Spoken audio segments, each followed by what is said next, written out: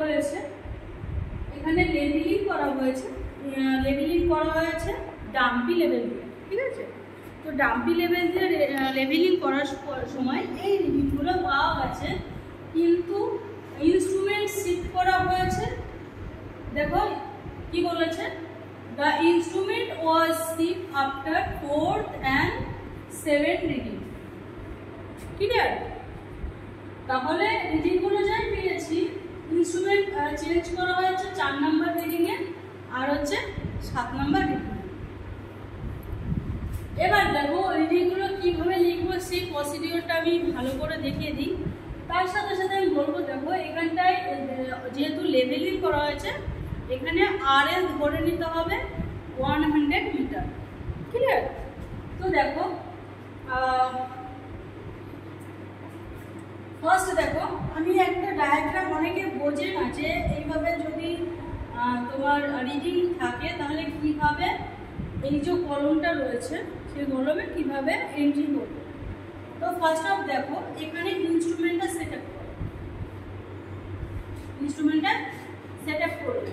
যেহেতু আমি একটু অন্যভাবে বোঝাচ্ছি সেই কারণে ভিডিওটা লং করে দেখে কিন্তু আমি 2 বা 3টে পার্টে ভিডিওটা আপলোড করবো, চ্যানেলে পেয়ে যাবি।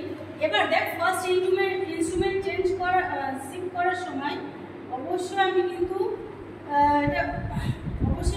আমি একবার বলেছিলাম যে লেভেল যে লাইনটা করছে সেই লাইনের বাইরে ইনস্ট্রুমেন্টটা সেট আপ করতে। যেহেতু আমার এখানে জায়গা নেই দেখে আমি এইভাবে আগ্রহ করলাম।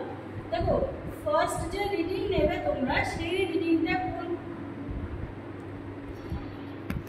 কোন রিডিং হবে? বিএম এর উপর ফার্স্ট যে রিডিং আসবে সেটা চলে যাবে ব্যাক সাইড রিডিং। তাহলে ফার্স্ট রিডিং লিখবো, এখানে ব্যাক সাইড রিডিং কত আছে? এখানে কি আছে? 1.905। তারপর দেখো ইনস্ট্রুমেন্ট, এখনই তোমার দেখতে হবে ইনস্ট্রুমেন্ট কত নম্বরে বলেছে? 4। তাহলে এই 1 নম্বর রিডিং হলো 2, 3। তাহলে এই ইনস্ট্রুমেন্টে ফার্স্ট যে রিডিং নিয়েছে কোথায় লিখেছি? ব্যাক সাইড লিখেছি। তারপরে যে রিডিং নেব সেই রিডিংটা কোথায় লিখব?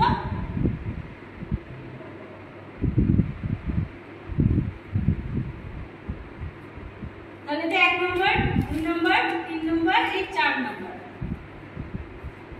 ওকে, তাহলে সেকেন্ড নাম্বার রিডিংটা কোন করে নেবে?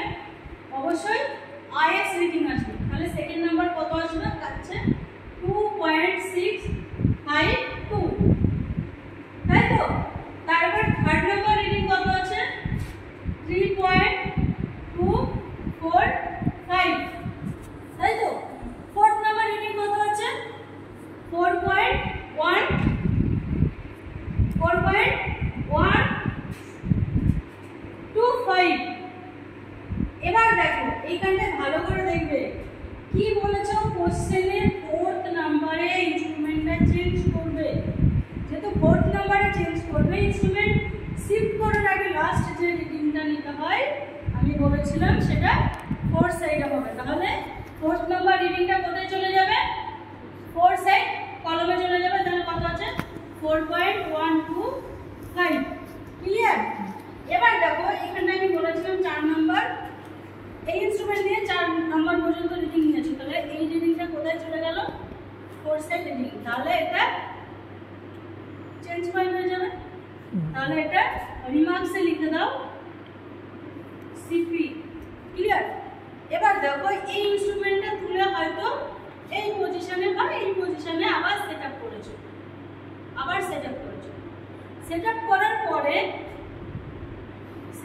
পরে কি আসবে? এই যে 4 নম্বর যে রিডিং ছিল সেই রিডিংয়ে কিন্তু আমি আবার স্টার্ট রিডিংটা ধরে আবার প্রথম থেকে টেম্পোরারি কাজ করব। তাহলে প্রথম থেকে যদি টেম্পোরারি কাজ করি এখানে আবার কি আসবে? সেম ভাবে ওই রিডিংটা আবার চলে যাবে ব্যাক সাইড রিডিং। তাহলে এই রিডিংটা কোন কলামে চলে যাবে? ব্যাক সাইডে। কিন্তু নাম্বার যদি বা স্টেশন দেখো তাহলে কত নম্বরে চলে আসবে? সেম পজিশনে চলে যাবে। কততে? 4 এ চলে যাবে। কত? 4 নম্বর কলামে চলে যাবে। কত আছে? 1.854।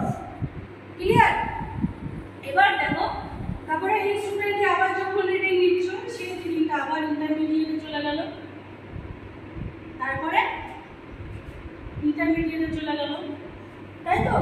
এবার দেখো তাহলে পরপর রিডিংগুলো আমি ইন্টারমিডিয়েটে লিখে নাও। পরের রিডিংটা কত আছে? 1.50,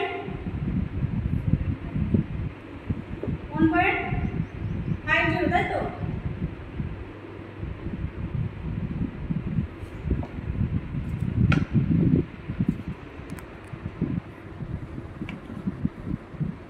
হ্যালো, এবার দেখো আবার বলো, এখানে দেখো কত নম্বর আছে? 7 নম্বরে গিয়ে আবার ইনস্ট্রুমেন্টটা চেঞ্জ করা হয়েছে। যখন চেঞ্জ করা হবে আবার কাউন্ট কর, দেখ 1 2 3 4, 4 এসে ইনস্ট্রুমেন্ট চেঞ্জ করেছিস দেখে কোথায় গেছে? ব্যাক সাইডে চলে গেছে রিডিংটা, স্টাফ রিডিংটা।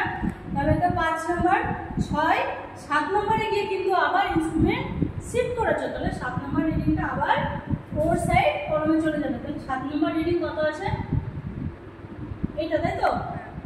1.550। এখানে দেখো আরেকটা পার্ট শেষ হয়ে গেল।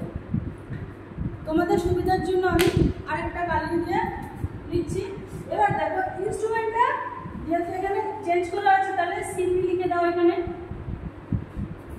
এই ইনস্ট্রুমেন্টে কি করেছো? আবার আলাদা জায়গায় শিফট করেছো। আর যেহেতু আলাদা জায়গায় শিফট করেছো, মনে করো এটা 7 নম্বর রিডিং, যেটা এই সাইডে নিয়েছো 4 সাইড। ইনস্ট্রুমেন্টে শিফট করার পরে আবার এই পজিশনেই কিন্তু তোমরা আবার রিডিং নেবে। কত নম্বরে? আবার সেই 7 নম্বরে গিয়েই রিডিংটা নেবে। তাহলে 7 নম্বরে যখন রিডিং নিচ্ছ, সেই রিডিংটা আবার কোথায় চলে যাচ্ছে?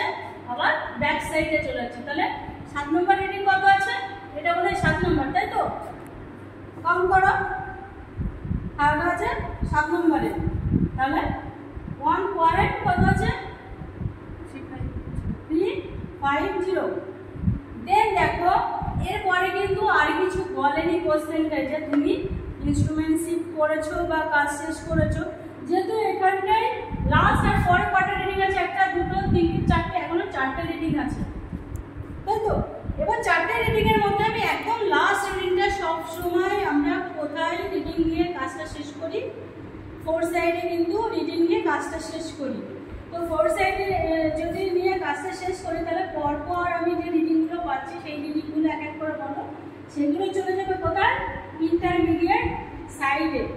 তাহলে 1.815, 2.050, তারপরে কত আছে? 3.145।